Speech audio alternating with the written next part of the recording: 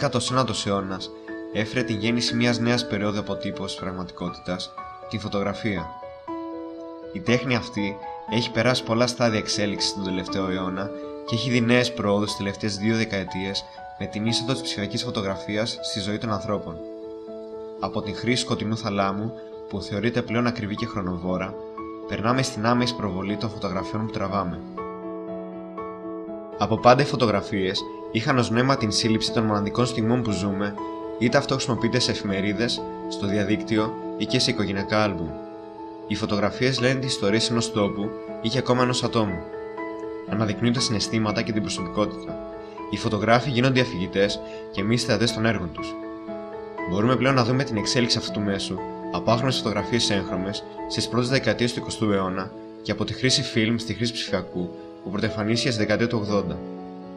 Είτε ερασιτεχνικές είτε επαγγελματικές, όλα τα είδη φωτογραφιών έχουν κάτι να πούν για τα άτομα τα οποία τραβάνε αυτές τις φωτογραφίες. Ποια σημασία έχουν όμως αυτές σε ένα μέσο άνθρωπο που ασχολείται περιστασιακά και ποια σε ένα επαγγελματία?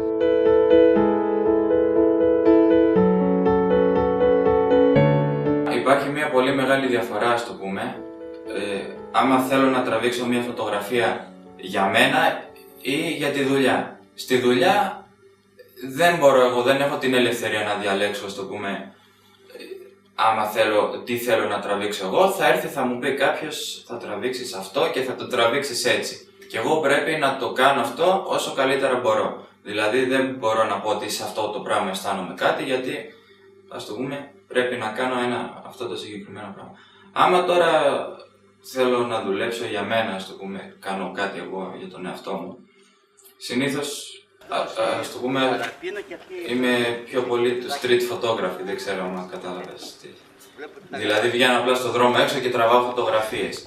Και σε αυτή την περίπτωση, πάλι δεν μπορώ να πω ότι αισθάνομαι εγώ προσωπικά κάτι, ας το πούμε, γιατί όταν βλέπω κάτι και μου αρέσει και το αποθανατίζω, ας το πούμε, τραβάω αυτή τη φωτογραφία, κάτι αισθάνομαι. Αλλά πάλι δεν είναι, ο άλλος αισθάνεται πάλι για μένα και απλά εγώ το βλέπω.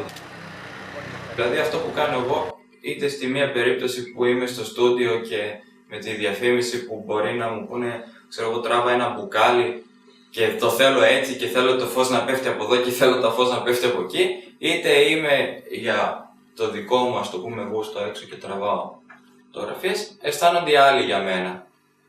Οπότε δεν μπορώ να πω ότι εγώ αισθάνομαι κάτι. Για μένα η φωτογραφία είναι ένας τρόπος να αποθηκεύω αναμνήσεις βασικά. Πέραν αυτού βέβαια είναι και ένας τρόπος να ξεφεύγω από την καθημερινότητά μου. Πολλές φορές όταν είμαι κουρασμένος, πιεσμένος από το πανεπιστήμιο, τα μαθήματα και αυτά, παίρνω τη φωτογραφική μου μηχανή, βγαίνω έξω και αρχίζω και φωτογραφίζω ό,τι μου αρέσει βασικά. Συνήθως τοπία, μου αρέσει πάρα πολύ να φωτογραφίζω ανθρώπους σε διάφορες καταστάσεις καθημερινότητας. Και γενικότερα η φωτογραφία είναι ένας τρόπος να ξεφεύγω. Δηλαδή ξεχνιέμαι έστω και για λίγο εκείνη τη στιγμή.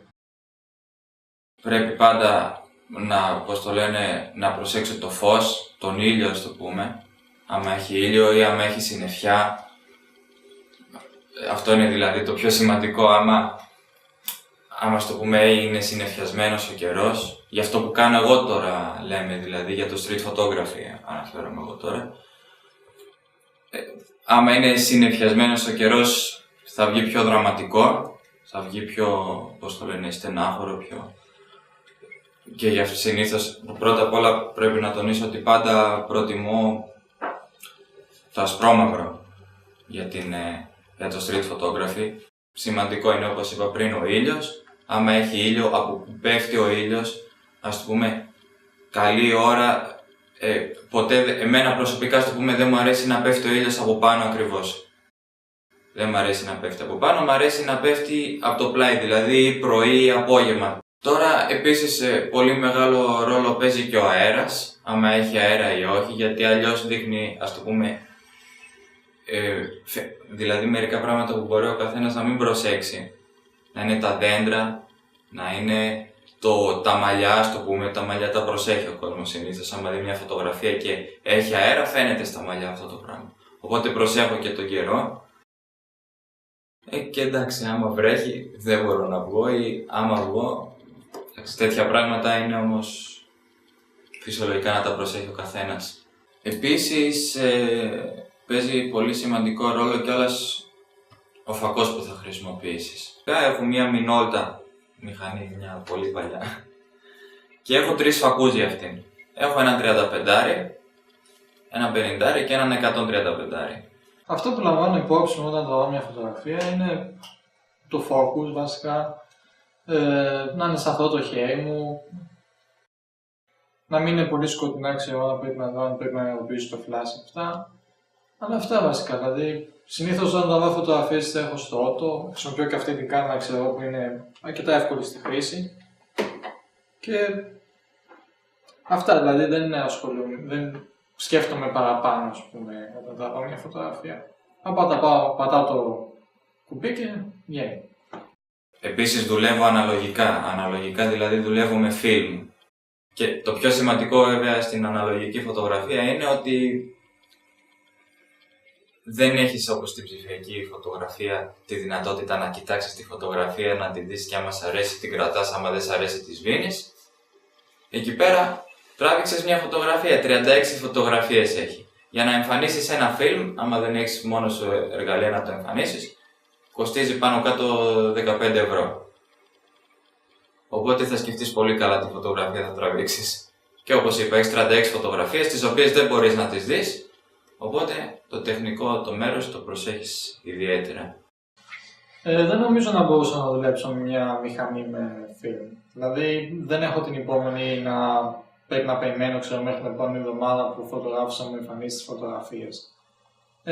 Επίσης ξέρω, όταν βγάζω κάτι θέλω να βλέπω αμέσως τι έχω βγάλει, να βλέπω αν το έχω πάει σωστά, αν έχω κάνει κάποια λάθη. Και επίσης ξέρω, στην ψηφιακή είναι εύκολο να πατήσεις delete και να ξαναβγάλεις ας πούμε το τοπίο ή το άτομο που θέλω. Η φωτογραφία πλέον δεν περιορίζεται στις φωτογραφικές μηχανές, αλλά έχει γίνει μια πιο εφημερή σχολεία για τον κόσμο, καθώς οποιοδήποτε μπορεί να τραβήξει φωτογραφίες τις διάφορες στιγμές της ζωής του με το κινητό του ή την smart συσκευή του. Αυτό έχει κάνει την αεραστιακή φωτογραφία μια πιο προσβάσιμη σχολεία για άτομα κάθε ηλικίας σε σχέση με τα προηγούμενα χρόνια, δίνοντας στη φωτογραφία μια ιδιαίτερη θέση στις καρδιές των ανθρώπων.